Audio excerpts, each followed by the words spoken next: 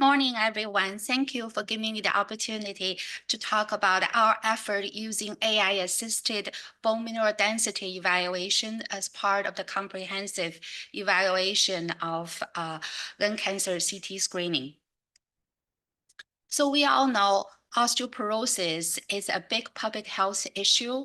It's characterized by systematic bone loss with deterioration of the microstructure of the osseous structure across the whole body. This leads to fragility of the bone and much increased fracture risk, which causes significant mobility, mortality, and increased healthcare loss. Because of all this, unfortunately, osteoporosis is very underdiagnosed and undertreated, especially in the older population and postmenopausal patients. However, all these patients a lot of times undergo multiple CT scans for different causes. So DEXA scan is still the imaging choice modality for evaluation of bone mineral density and the basis of WHO criteria for diagnosing osteoporosis.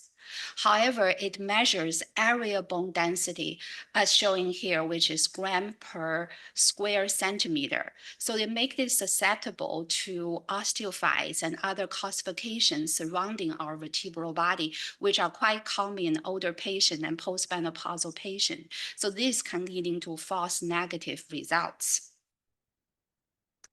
So DEXA, this is the WHO diagnosing criteria using the standard bone mineralization measurements. And if the T-score is equal or less than minus 2.5, that is diagnostic for osteoporosis. So QCT, on the contrary, is using a volumetric measurement. So expressed as milligram per cubic centimeter.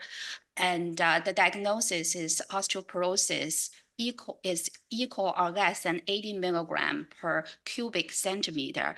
So arguably, this is a better surrogate for evaluation of biomechanical strength of the trabecular bone. So yeah, this is the image where they would measure the trabecular bone in the center and further calibrated by a phantom. So this is well documented in the literature, the comparison, good correlation between QCT and DEXA. So building on all these principles, we implemented Auto BMD AI tool, which is a first and only FDA-approved AI-enabled bone densitometry system, which is excellent with DEXA equivalent.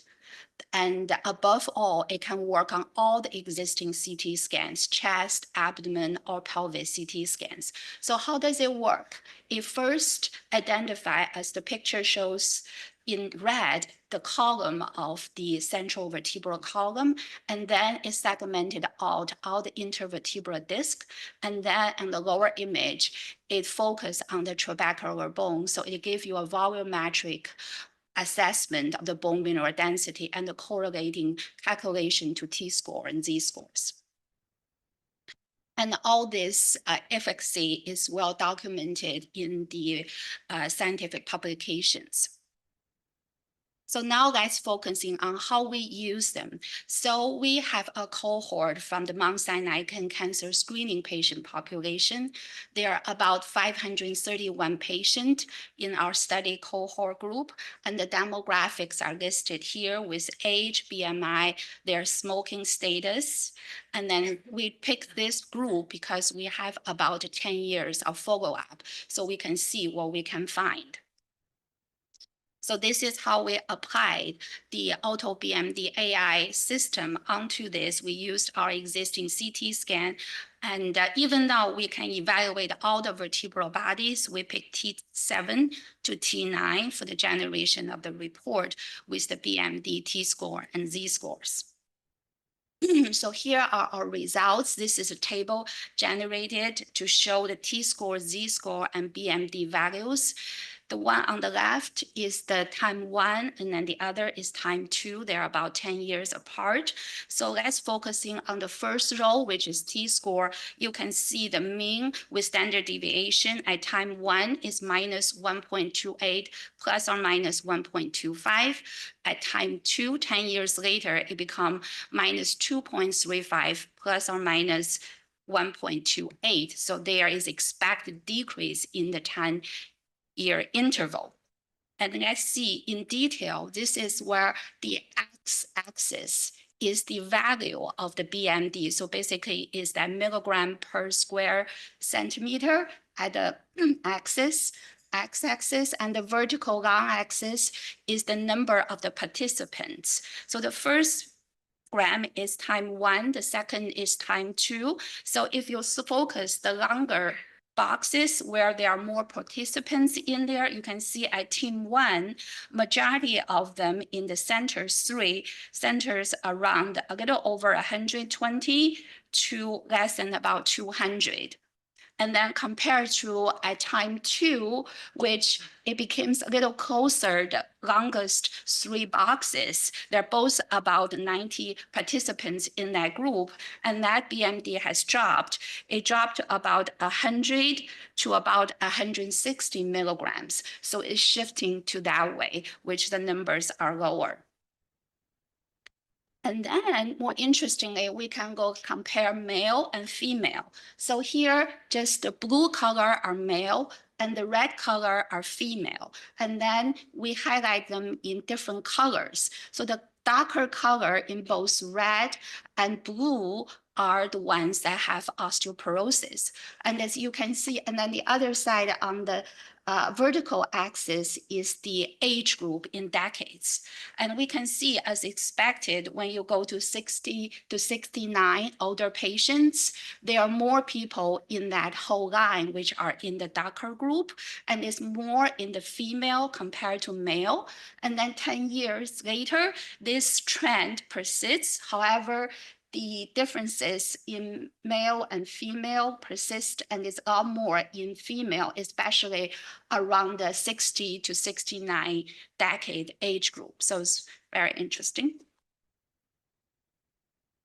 And this is a table to show when we apply the bone mineral density value to the classification based on T-score, the WHO diagnosis criteria. At time 1, you can see the biggest group, which is 45.6%, belongs to the osteopenia group. However, 10 years later, very interestingly, very similar number, it becomes the highest number becomes 47.3%, and that is in the osteoporosis group, which very intimately followed by the next group, which is 36.9% in the osteopenia group. So this again highlight the importance of diagnosing this patient. So when we have done a 10-year follow-up because we're interested in the change.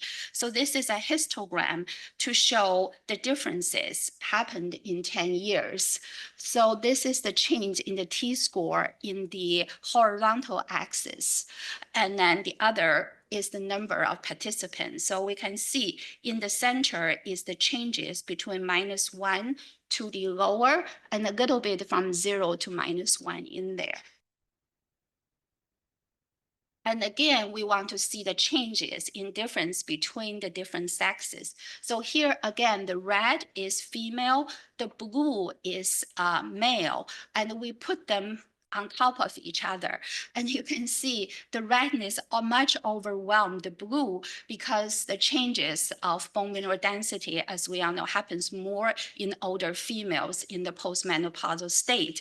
You can see we barely can see the blueness at the background. And so the most change happening in women, and it's also turning towards the lower number of decreasing bone mineral density. So we all know early detection of osteoporosis, the key is clinically we can prevent the fracture. So this is a calculation for fracture risk is very important and widely used clinically. So we're exploring to incorporate our rather objective bone mineral density data with the clinical variables and try to come up with a more predictive tool, accurate, especially diagnosing vertebral body fracture risk. And this aligns very well with the current movement towards more AI-assisted clinical decision-making. So by combining the clinical data with our imaging, hopefully we can enhance more personalized risk management and prediction. So overall, I think we demonstrated that bone mineral density evaluation can and should be an integral part of the comprehensive evaluation for lung cancer CT screening. And it has a lot of added value practically. There is no added radiation and no patient burden.